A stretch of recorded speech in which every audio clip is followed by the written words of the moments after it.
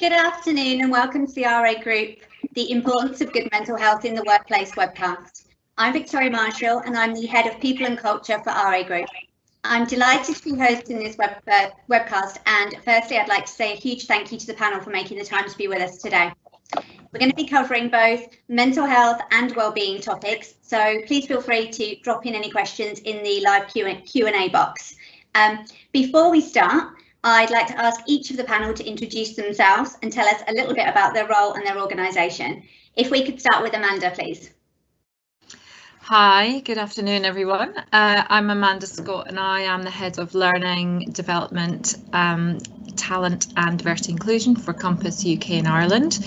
I've been with Compass for a couple of years and I'm also the mum of 2 boys in my spare time. And my role involves looking right across the UK and Ireland for all the learning programmes that we deliver across our kind of 50,000 employees, talent development of our employees and looking at the diversity and inclusion agenda as well as and including mental health. Amazing, thank you. Laura. Thanks. My name's Laura Rigden. If you can't tell by the accent, I'm an Aussie, born to 2 fabulous English parents. I moved over here a few years ago and started a company called It's a Playground, which is basically a mental health and wellbeing training and consultancy company. So we work with a wide range of organisations to help them create an environment to help their employees thrive. And I'm also a very new owner of a little puppy called Monty. Very important. Very important. Amazing. Thank you so much. And Rob. Yes. Hello, everybody. I'm Rob Bravo. I am a leadership coach and head of wellbeing for an organisation called Talking Talent. We are an award-winning global consulting firm who help organisations create more inclusive cultures, and we do that with specialisms in topics such as women's leadership, inclusive leadership capability development, and a very, very large chunk of what we do is working parents support. We were the first in the UK to do maternity transition coaching some 15 years ago, and it's still a very big part of what we do, supporting working parents. And as you can appreciate, under current conditions, that's a pretty popular topic. So delighted to be here. I am a father of 3. Mine are a little bit bigger now, bring me joy and challenge in equal measure. And I had to do a chunk of negotiation to ensure that the Xbox wasn't interrupting the internet this afternoon. So if the door is hammered at some point, that'll be my 15-year-old demanding that he get back on the Xbox. So just getting heads up on that. That's amazing. Thank you so much. Okay, so the first question that we've got today really is one about the future and the role that mental health and wellbeing will play in that. So the question is, as businesses begin to reopen and people return to being back in work locations, what do you think organisations should do differently to support their people from a mental health and wellbeing perspective? And would this be the same advice you would give for people that continue to work from home? Who'd like to take that one? I'm happy. Amazing. Amanda.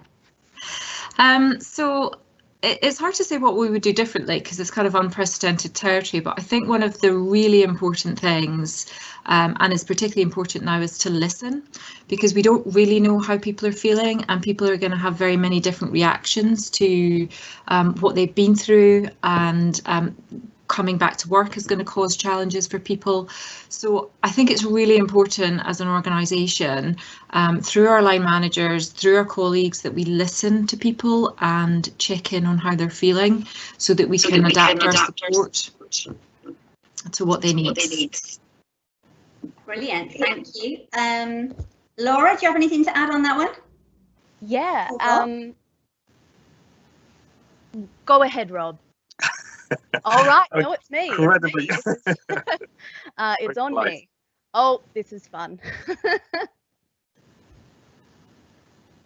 Go for it, Rob. Shall I chip in? Shall I chip in whilst I'm in the hot seat? You're in the seat. You go. I'm in the hot seat, yeah.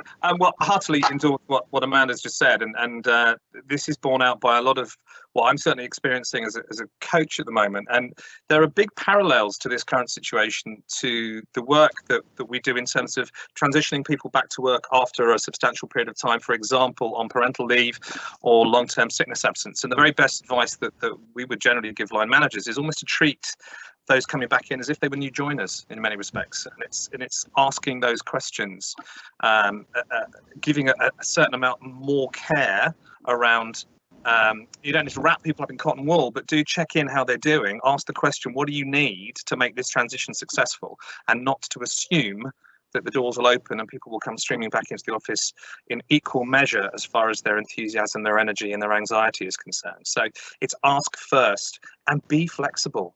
I'm really hoping this whole pandemic, and much as it's awful to think about silver lining tragic circumstances, is going to herald a little bit of a different way of approaching the world of work. So ask, listen, don't assume, and see what happens thereafter would be my steer. Thank you. And Laura? Yeah. Going to say something very similar to Rob, so I'll build on that. In that, I agree. I think it's going to have to be almost like an induction process. And from going into various companies, I know that some of them are really great and they include those sort of questions, we recommend to use a wellness action plan, those type of questions, to build a working piece, so that employers and employees can contribute to say, you know what, I'm going to do this for my health and well-being, this is what I need, and this is what I'm going to do, and for that to be added on, and it can change over time. So to have that open conversation, but also I think it's just going to be very important piece, in that we're all in this storm, sailing through this storm together, but everyone's in different boats, so keep that in mind. Whatever plans you make about this transition back to work, the companies are going to have to be flexible, but I think in terms of, will it be different? Will this be different to people working from home? I think that it's quite similar in that we're all individuals, and if you apply that and all the things that that Amanda and Rob are saying, then hopefully it will be a kind of communicate with employees rather than just to communicate to, and getting their buy-in. Definitely. Amanda? Yeah, I think the working from home piece is quite an interesting one, and a lot of people in Compass actually are quite used to being mobile and working from different locations, but it can be harder to pick up on the cues if you're not seeing people in the flesh, if you like. You can see them. I think we can use technology really well, like we're doing now. We can use video calls, we can use phone calls, we can use emails, but you're not so much getting those cues. So I think that's where we need to make sure we are doing maybe more regular check-ins with people, so that we can try and pick up on the cues that we might ordinarily pick up if we were face to face, but we're not having that opportunity if they're working at home. I think those are great points. Thank you so much. Okay, on to our next question. How can organisations support people to become more resilient, and what impact would increased resilience have to both the organisation and the positive mental health and well-being of the individual? And I'm going to ask Rob that question, please. Sure. Well, look, resilience is such a big word, and it's used a lot in organisations at the moment. And I think there's a risk that it gets a bit misunderstood. Resilience is not about, as is often referred to, kind of being super tough. Resilience for me is about the ability to kind of deal with obstacle and challenge and learn and grow through the experience. I was speaking with someone last week who, whilst it's a bit dramatic, they describe resilience as post-traumatic growth. And I think that's probably quite a good way of looking at it. And as far as organisations, I don't think any organisation can fix someone's resilience, but they can create the conditions in which people feel able to develop their own resilience. So it's making sure that people feel comfortable and okay to ask for what they need in terms of how they show up at work. And there are a number of strategies for developing resilience, particularly around things like how individuals manage their own capacity of work, making sure that they are not taking on too much too soon, creating the conditions or the permission for people to feel able to optimize their energy levels. So to Amanda's point, in terms of the working from home piece, we're all learning to work in a way that maybe sees the the degradation of the 9 to 5. We're having to fill the time that we have with the ability to do work, and that can be a struggle if people are trying to juggle many balls and wear many hats in terms of the roles they're supposed to do. So encouraging people to look after their physical health, their mental health, create permissions and conditions to do that. Some firms, for example, are almost insisting that people take time for self over the course of a working week.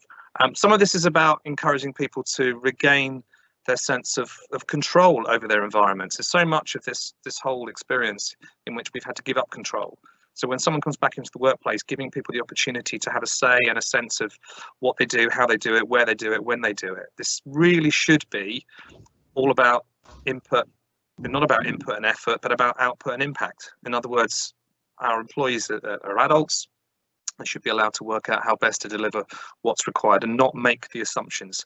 And also kind of beware the swan scenario. Just because people have come back in and look to be in a good place, just check, because underneath the surface of the water, their legs might be going 100 miles an hour. So resilience is definitely a good thing to be working towards in order that people can sustain their performance over the long term. But it will take a while for people to build up that resilience muscle.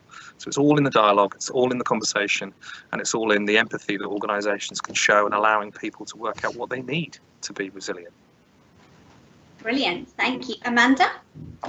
Yeah, I think your point, Rob, about the environment is a really important one, and it's part of some of the work that we're going to be doing in Compass across all of the sectors in the UK, is to make sure that, you know, to support positive mental health and well-being, we want to create the kinds of environments that people feel safe and feel comfortable, and they know that they have support, and that's, you know, a lot of our line managers do a fantastic job of that, but we want to just make sure that, you know, that's heightened now, because it's really, really important that people can come back to work and can feel safe and know where they can go for help, and that line managers know where they can go and direct people to.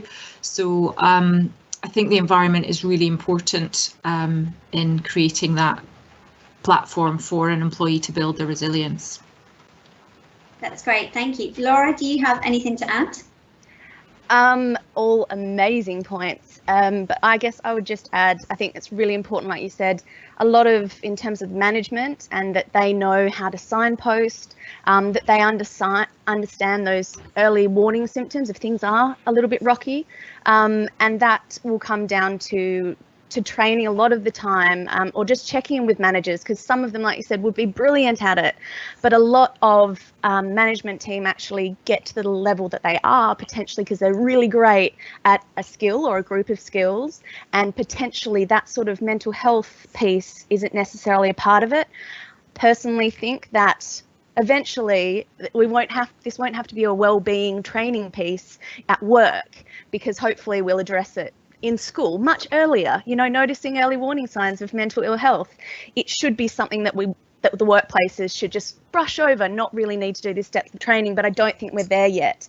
But I guess one other piece in terms of enhancing that resilience and supporting that resilience for employees is, you said, that growth piece, but the fact that I'm sure everyone in organisations have been through adversity before, like have experienced it. It doesn't discriminate. They will have grown through that, and they will hopefully grow through this, especially supported by the right environment. And as long as the organisations are really just looking at something simple like demands resources, you know, with all of this extra kind of emotional stress and things like that, what workload can they really handle, that sort of thing, and just encouraging that open communication about what can be done, and including the employees in that question. What can we do? What might we be able to do? Because in these tumultuous times, we really need to also allow the fact that, you know, we're going to try our best, but we will make mistakes. But we're in this together, reiterating the organisational purpose, you know, the purpose of their role and the purpose of the organisation, so everyone's in it together. That's brilliant. Amanda, did you want to add something? Yeah, I think just to build on that, I think the line manager role is critical. and we are doing everything we can. We will do everything we can to support that, but it's not just on the line manager. And I think one of the things that we want to encourage when we launch our mental health campaign later in the next couple of months is for everyone to be looking out for each other and looking out for colleagues, because, you know, frankly, not everyone's comfortable helping or, you know, creating environment or facing into difficult conversations, particularly around mental health. So as much as we can destigmatize that, create a culture of openness, some people just won't be comfortable, and some people just won't be comfortable talking to that particular individual who happens to be their line manager. They might talk to their colleague. So the more awareness that we can drive, the better, so that everyone is looking out for each other, because I don't think it can just be down to the manager, although they play a hugely important role in it. That's great. Thank you. Okay, moving on. If organisations are looking at their budgets for the new year, why should they set aside funds for mental health and wellbeing initiatives? And I'm going to ask Laura that one, please. Sure. So there are loads of reasons why people should consider this. Hopefully organisations already have a wellbeing strategy in place, which can help the organisation be agile and its employees be looked after. But in terms of looking specifically at budget, I think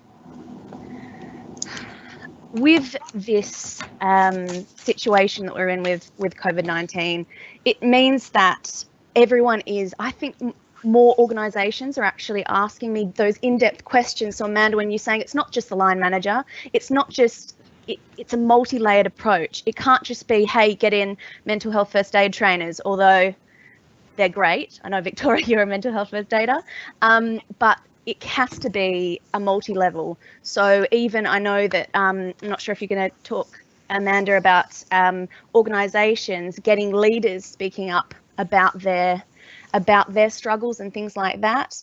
But in terms of why people should invest, I mean, obviously you want your staff to be healthy and happy.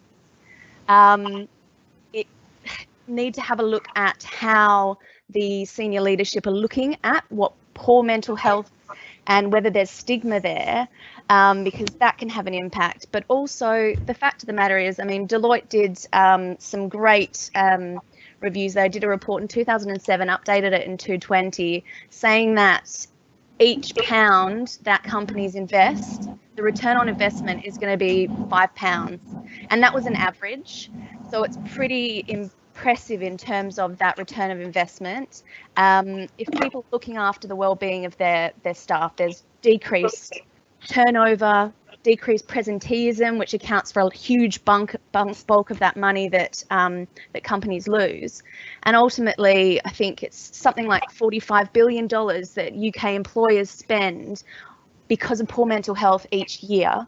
So that's a huge amount of money. When people are working better, it's not just the absenteeism, it is the fact that they do better work, they're more motivated, they're happier.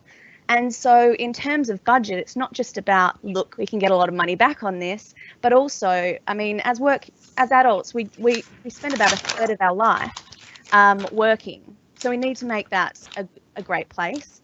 Plus, UK in general spending loads of money on this. I think employers and that employment space, I mean, there's definitely a space in terms of government policy, but I won't get into that for this, but employers can do so much and it is so important. But yeah, I'd be really interested. I don't know whether it's okay to throw this to Amanda, because I'm sure, I mean, you're in a position, and you too, Victoria, for your comment on the actual reality of investing budget into these things and investing time of your people who can also spread that, spread the wellbeing messages and things. Yeah, I mean, certainly, I know that there's a huge commitment from the exec around supporting positive mental health in the workplace. And I was listening to someone speak the other day, and you know, he made the point that, you know, your health drives your energy levels, and your energy drives your performance at work. So it's kind of like a no-brainer to just, you know, it makes absolute sense. It takes, you know, emotional energy if it's you know, directed in the wrong place can just take up so much of your physical energy and stress and time, and you're not focused on what you're doing. So for me, and I think, you know, it's kind of a no-brainer, the business case is a no-brainer. So that's kind of the pitch, and I know that the exec at Compass are committed to that and have no issue with investing in it. And I think particularly post-COVID, where, you know, this is a really difficult time for our industry. People are going to have been out of the business potentially for quite a long time. The nature of the business is changing, and we want our employees to change with us and give them the kind of resilience and strength and skills to do that. But it's great to have skills, but if you can't apply them and you're not in the right headspace, then, you know, there's kind of there's a huge missing there. So Definitely. That's great, thanks, Amanda. And yeah, actually, to just answer Laura's question myself, I think there's two things. Firstly, we're incredibly lucky to be part of Compass Group, and so to be able to benefit from all the amazing stuff that that the exec and Amanda are implementing from a Compass perspective. I think to take it down a level to RA Group, we have been really fortunate actually to be able to be in a position where we've now got a number of mental health first aiders in the organisation. And actually, personally, having been through that training with Laura, it's probably one of the most life-changing pieces of training I've ever had personally, I think, because it takes you on such a journey to understand, I think, to understand people in your team, people in your business, yourself, your family. And I think what I would say is, certainly for us as a business, having that resource within the organisation has been a real comfort blanket, because I've known when I've put comms out, if I've had people that are worried or concerned, they know who that group of people are. Most of them are not line managers of the individuals that will potentially decide to use them, but actually that impartiality and that kind of slight removal is in itself a really powerful thing. So yeah, I guess I've sort of answered my own question there, but that's my view. Amanda, back to you. Yeah, no, I was just going to ask Rob, because you work with many different organisations in a range of programmes and stuff, and I would love to hear your experience of working with people who have really invested in this and what kind of things they've done and what kind of outcomes they've seen. Yeah, I mean, at the risk of repeating some of what's already been said, and I completely agree with you, this is a bit of a no-brainer.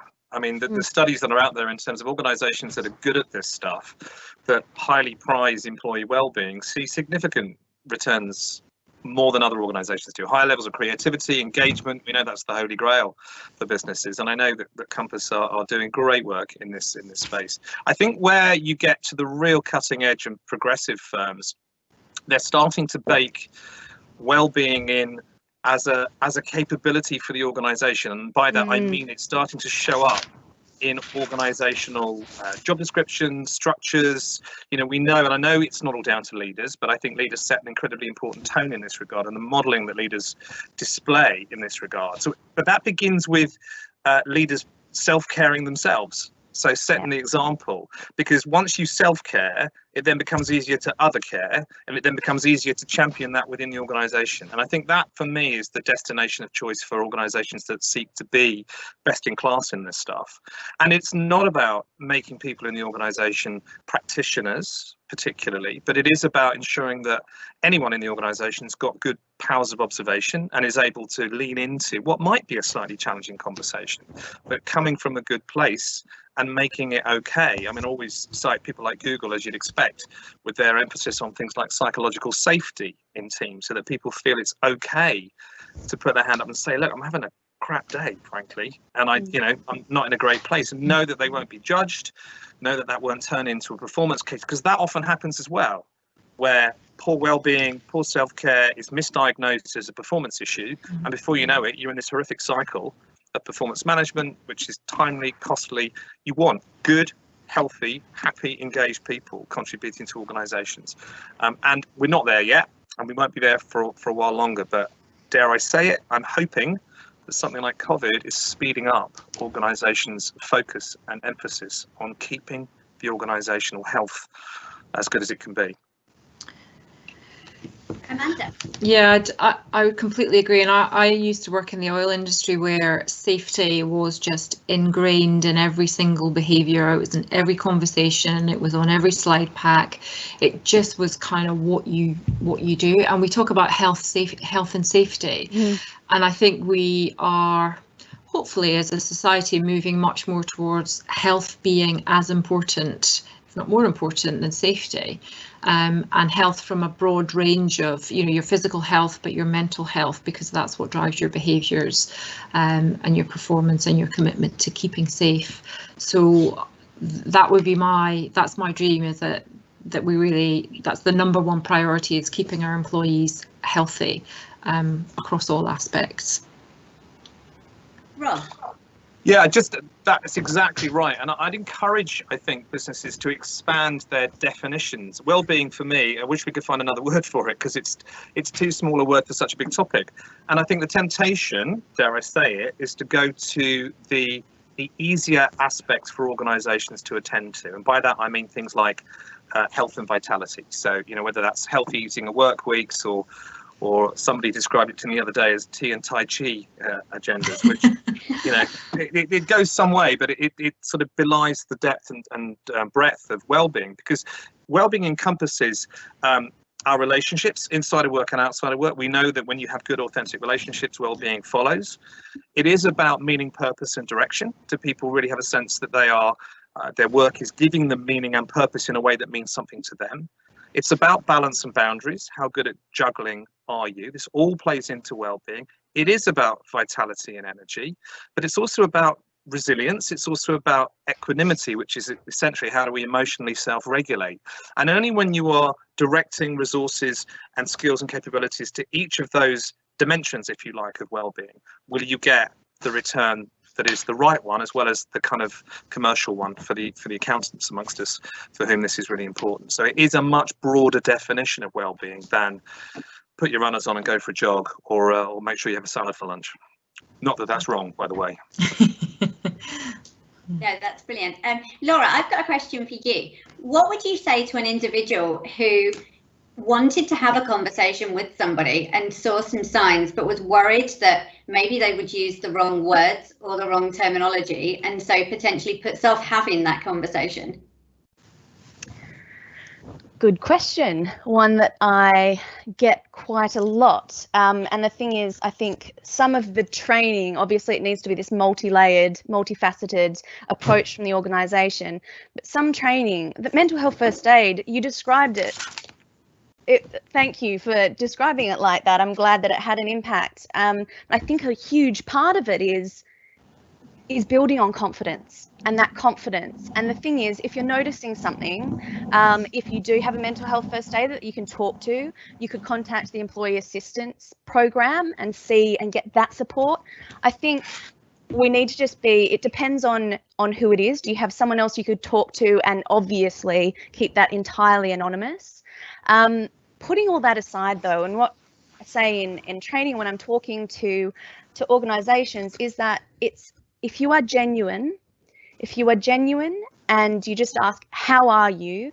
And then comment on if they are completely, obviously give them time, give them space. You can always say, just check in, I'm going to check in later. But I'd say go for it and just trust the facts. Just be genuine, be honest. There's a brilliant little clip by Brené Brown, a little animation on empathy versus sympathy. If you're really worried, check that out first. But basically, yeah, just even if you've gone through a bunch of courses, you might still have that moment where you don't feel confident because you're fearful of making things worse.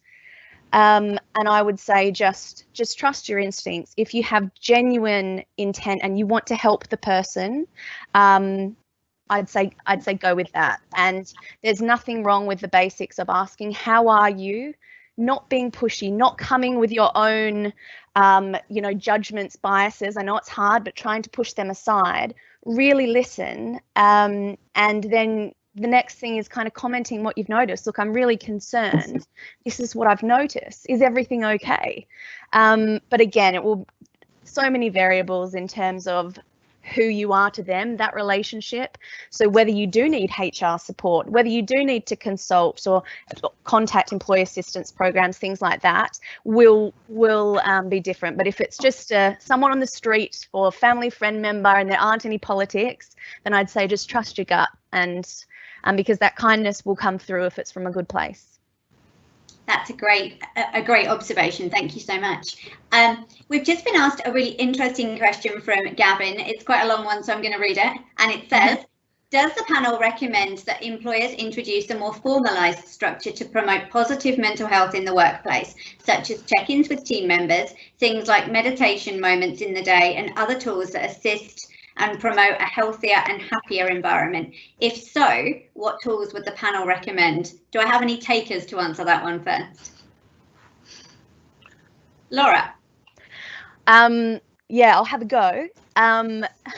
My first instinct is I think that my opinion is that wellbeing should become a measure, and that companies should have to start to measure wellbeing. I think that's really important, and to have proper reporting on that, and also it to be kind of more set in terms of those reviews, getting feedback. However, that you can't just, it will need to be based on the feedback, the type of company, the size, how fast it's growing, the actual employees. And I think that when I work with companies to put together a wellbeing strategy, and they say, look, we need to get this done by this time, I'm like, great, but you realise that the draft will be done. Like, no, I want this set thing. I'm like, I don't mean it can look pretty, it can cover all the things you want to cover that we're going to explore, but this will have to be a working document. I've worked with companies that have grown from, 4 people to 50 people to, thousands, and you need to build in that agility and know that, unfortunately, but also fortunately, we are going to grow, and to be able to have that built in. So I think it's never a stop. If you want stock standard sort of set things to do, I'd say go back to the basics in terms of look up the NICE guidelines for workplace health, look up the health safety executive guidelines for, I know that one of the things I harp on about health safety executive, they say, and it speaks to that health and safety piece, that we need to focus more on that health. In that health safety executive say to companies, it is actually it is a legal obligation for employees to look after their employers, to look after their employees' physical and mental safety and health. And yet risk assessments, when I go in and ask companies if the risk assessments are done for stress, like they should be, as well as those physical things, often it's a no or a maybe. So there are those back to basics that I think we need to go back to and get those in place, things like that, before we go to, you need to explore that and make sure, for example, the roles are clear and clarified, that management have this, all that sort of stuff before you can. Because I think I had companies come to me and say, oh, we've heard about this return on investment, and we also want to show that we're doing wellbeing stuff. So I'm going to put on just Tai Chi and tea or something. And they said it's an hour on their lunch break. I'm like, right, okay, so let's work together on how you're actually going to build that return on investment. How are you taking this forward? And they'll say, oh, look, we're just going to do that. And by the way, probably most people will just tap in and out because they don't really have time to commit an hour to their well-being in the working week. I'm like, so I think it's to come back to my first point and stop waffling. It is really about that flexibility, and to make sure it's the right thing for the company at that time and for the individual on that level. Thank you so much. Amanda, what's your take?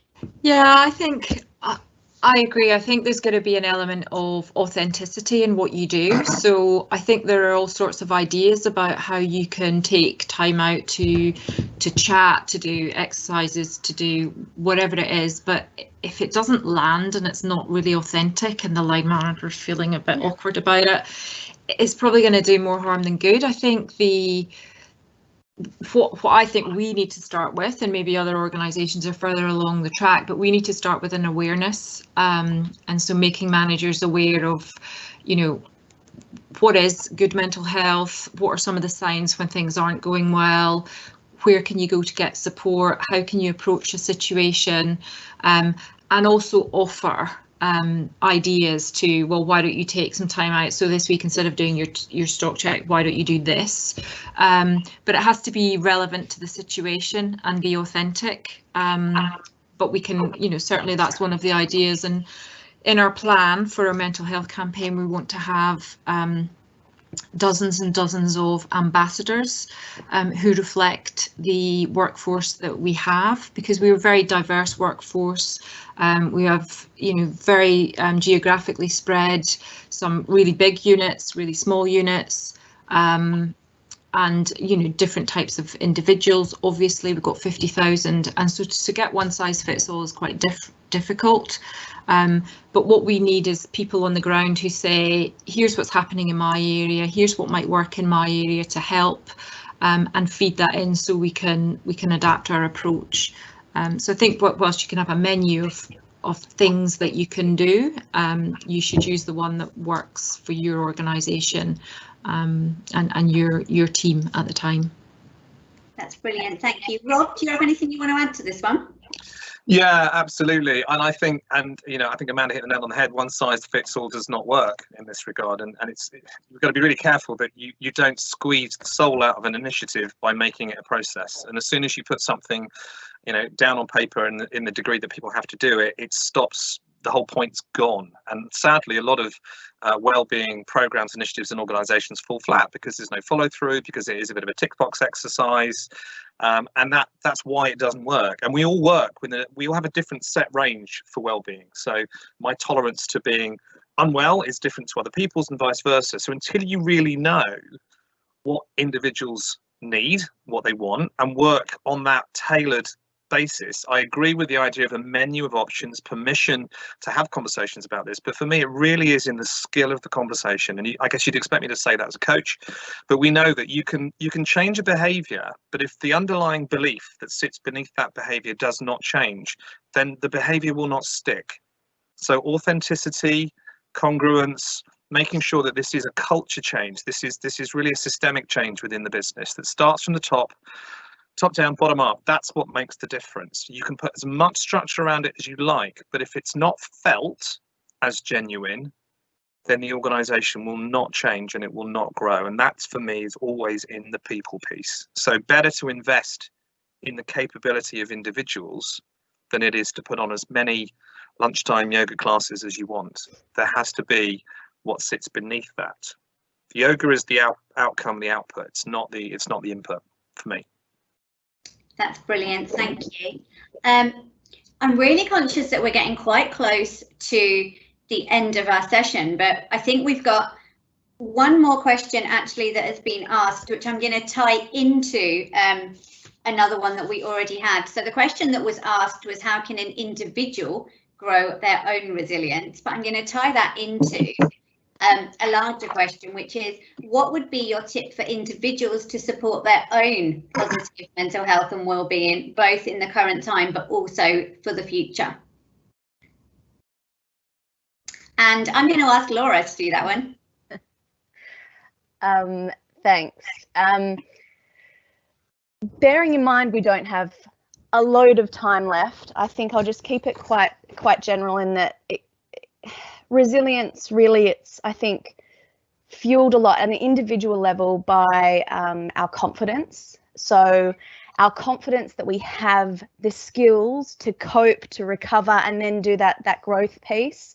So building on that, but also a positive mindset, and to get that positive mindset, it will be different for everyone. The basics are things like counting our blessings, trying to, I heard this the other day, so I like to think of, I'm a seeker of everyday magic, so looking for the good things. And someone said, oh no, I hunt out the good things, I hunt them out, like whatever way you want to see it, to make it seem more applicable and suiting to you. I think that's a really good place to start. But also in general, looking after your well-being, know your worth.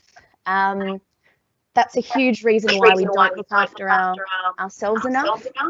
So know your worth. Know that that you deserve to treat yourself really well, and be curious about what that might be. Just like with, organizational health, with individual health, it's not a one size fits all. Someone might find yoga life-changing, someone not. There are so many different approaches to look after your well-being.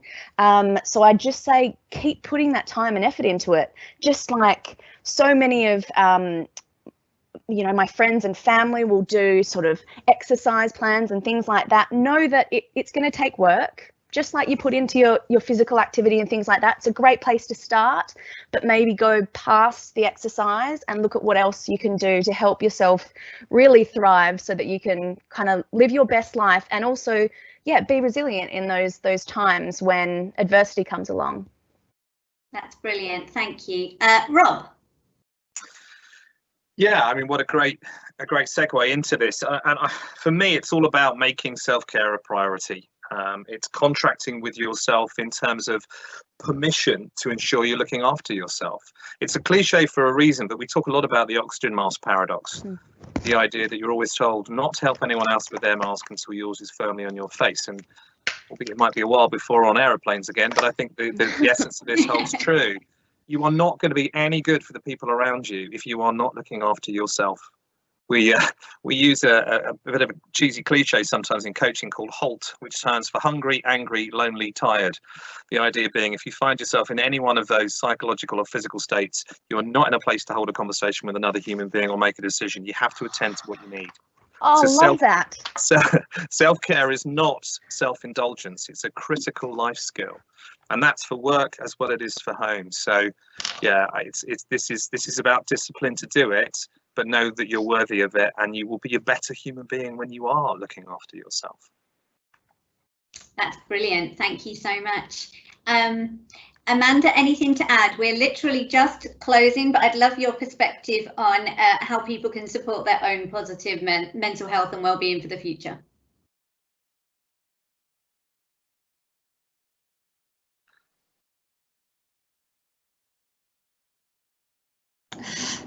Sorry that you lost me due to broadband. That's okay. I would say ask for help. If you think talk to someone would be my advice. I'm not a professional, but I think for a lot of people, just sticking your hand up and saying, can I have a chat? I'm struggling a bit, would be the most positive thing you could do to help if you're struggling. That's amazing. Thank you. Before we close, I just wondered whether any of the panel had anything else that they wanted to add, anything we haven't covered that they think is relevant. And I think I'm just being told we've got 2 minutes. So I'm just going to see if anyone has anything they wish to add before we close. Rob? Gosh, listen, I think so much has been said on this podcast. If anybody walks away without a sense that this is in your own hands to do something about, then, investing the time in this call is a good start. So do more of that. Amazing. Thank you. Amanda? Yeah, I'd echo that. And I think look out for each other is a really important one at this point in time. It's a really difficult situation. Everyone's experiencing it differently. And so just keep your eyes and ears peeled for someone who might be struggling. That's brilliant. And Laura, can we finish with your thoughts? Sure. Considering we've been talking about kindness a lot, I just have to say, yep, similar things. Start with being kind to yourself, be kind to others. It's actually going to be good for you in the long term anyway. But then at an organizational level, there's been so much brilliant stuff happening with organizations being so kind and generous to offering things to the community and things like that, and on a global scale. And I think to come out of this, coronavirus has shown us how quickly things can spread and how we're all in this together. So I guess it's not really a direct thing, but just basically let's continue on being kind and sharing that, because it could have a global impact and we can make the world a better place. I think that's a lovely way to end. Okay, so again, from me, I think it's been such a useful session. I think we could quite easily sit here for another couple of hours and chat through, because there are so many different topics to explore within it. It's given me lots to think about actually in my own role, and things we can take away and take back into the business. But I just want to finish by saying a massive thank you to the panel for making time to be with us today. And take care of yourselves and speak soon. Thank you. Thanks, Victoria. Thanks, Victoria. Thank you.